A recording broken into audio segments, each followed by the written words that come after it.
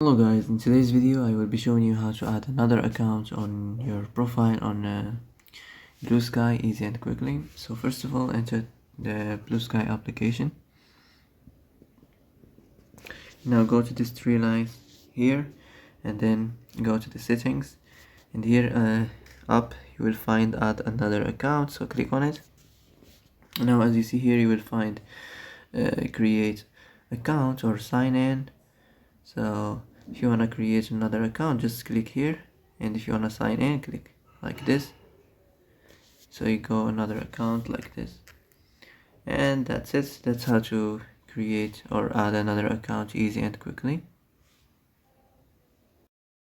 Well, that's it for today's video. I hope this is the answer you've been looking for.